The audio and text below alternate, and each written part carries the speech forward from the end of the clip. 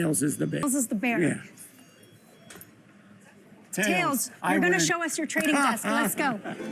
Peter Tuchman is one of the most famous traders on the floor of the New York Stock Exchange. He's known as the Einstein of Wall Street, and not just because of his looks.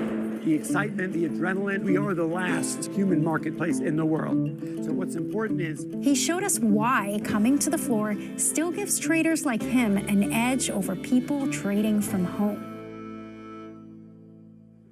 How you doing? Good.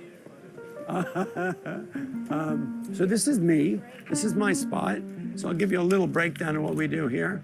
This character was done to me back about 7 years ago.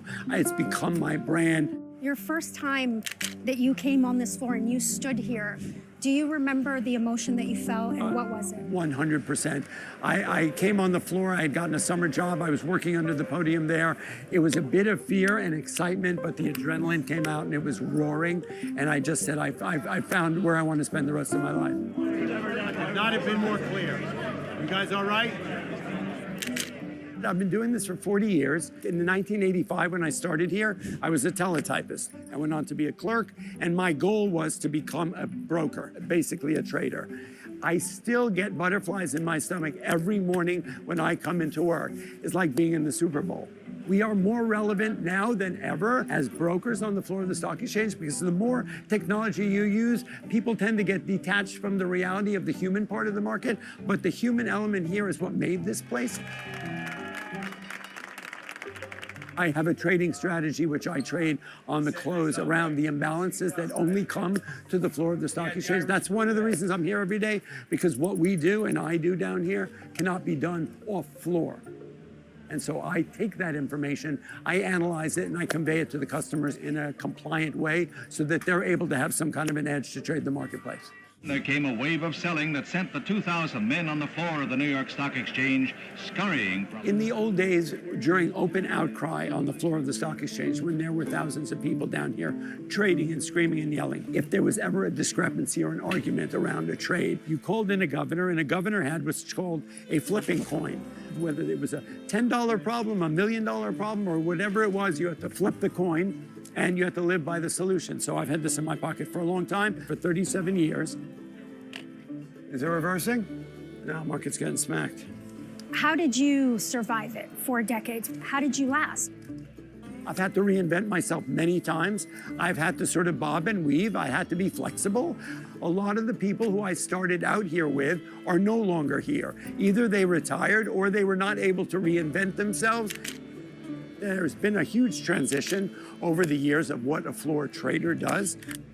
We're standing, in a place that in 1650, they were trading stocks outside under the buttonwood tree. In 1903, they built this building. We need to acknowledge that every industry has been outsourced a little bit by technology. We still have a plethora of human beings here. What is the most problematic emotion that you deal with when you're trading? Obviously, fear, right? The greatest emotion of all. One of the biggest problems that day traders have is they get emotional about money. They get emotional about a trade, but it's money. You make it, you lose it. What was the biggest failure that you learned the most from? In 2006, I literally spent 2 years not making any money.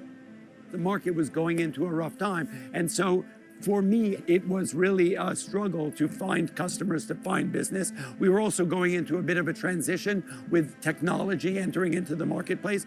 You really had to go out there and fight for the business. And yet I got up every morning. I knew opportunity was not going to find me, cowering at home in bed, feeling sorry for myself. I figured one day things are going to turn, and in fact, they did. Did you ever have doubt that you weren't going to make it? Oh, absolutely. My parents are Holocaust survivors. They found each other, fell in love, and came to America and got their American dream. So they were two people that really woke up with gratitude. You can live in fear, or you can live in faith, and you can live in victim mode, or you can live in gratitude. What is your favorite indicator or indicators on a chart? Well, first of all, I'll tell you that the S&P 500, for me, is the most exciting indices. It is a basket of 500 stocks. It really sort of tracks the movement of the market and the economy and the globe, and so I love that. There are multiple indices that are super important, whether it's exponential moving averages, whether it's pivot points, whether it's the RSI, Relative Strength Index. You have to look at all of them together. I would say moving averages and the RSI are the most important because they basically are the market. They represent support and resistance. They represent oversold and overbought conditions. So as a day trader, for those who day trade, that is the necessity to identify that to really get your most out of a trade. My advice to day traders is don't make decisions based on economic data and earnings. Don't trade on FOMO and hype. Who's Peter Tuchman outside of the trading floor? I used to run a record store in 1980. Jazz was a big part of my world. I was also in the food business. I had a hot sauce company back in the 90s. Art is a big passion. I love to inspire and mentor young artists as well. You know, I don't sleep that much. I am the ambassador of the stock exchange in so many ways. This is my home. I eat, drink, sleep the stock market, and so I'm glad we could let you in.